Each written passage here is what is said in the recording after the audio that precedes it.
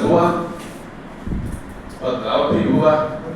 बदलाव यह हुआ कि आम मेहनतकशों के जो भी विरोध की ताकत थी उसे छीन लिया जाने लगा।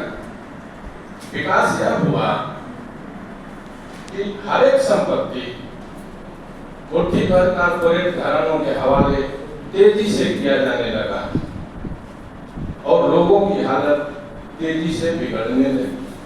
यहाँ हम कहना यह चाहेंगे कि 2014 से पहले भी नव उदारवादी नीति थी, लेकिन उस काल में हम लड़ रहे थे कुछ पाने के लिए। हम लड़ रहे थे मनरेगा के लिए, रोजगार के लिए। हम लड़ रहे थे आरटीआई के लिए।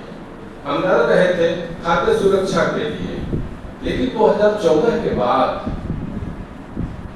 लड़ाई ने पलटा खाया। हमें लड़ना पड़ा बचाने के लिए। किसान जबरदस्त लड़ाई लड़े कारपोरेट से अपनी जमीन बचाने के लिए। हालांकि शासक दल को पीछे हटना पड़ा, लेकिन वह खतरा अंतिम रूप से टल नहीं गया है।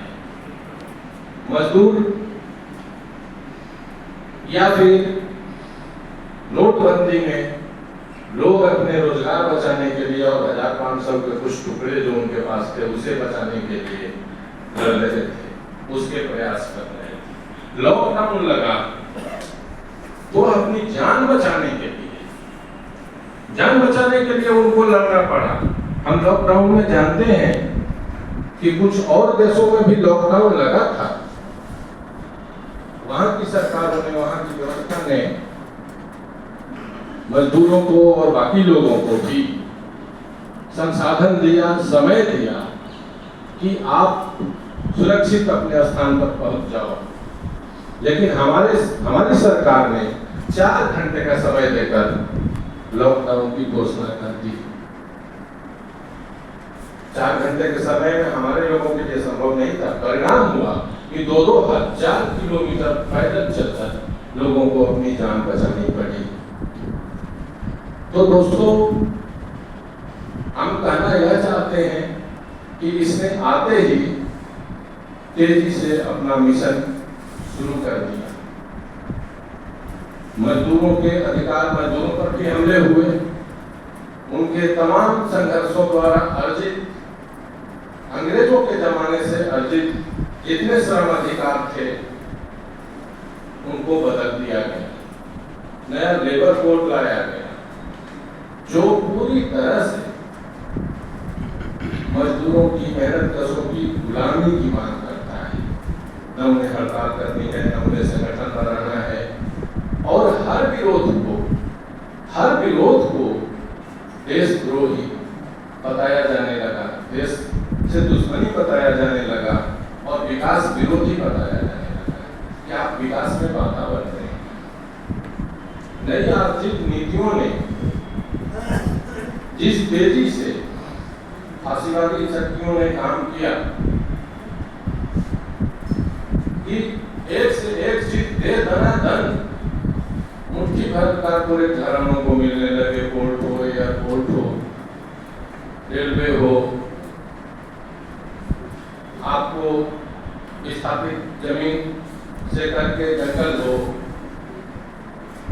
और भी जगह जमीन हो, कारपोरेट को धड़ल्ले से दिया जाने लगा। विरोध करने वालों को देशद्रोही बताया जाने लगा। यह जो स्थिति बनी, इसमें मजदूरों के सामने जीने का संकट खड़ा हुआ। बेरोजगारी भयंकर बढ़ी, खासकर युवाओं की बेरोजगारी। जंगलों से भगाया गया आदिवासियों को। किसान उजड़ने लगे, उनका सरभराकरण होने लगा और इस पर लड़ाई पर रोक लगी।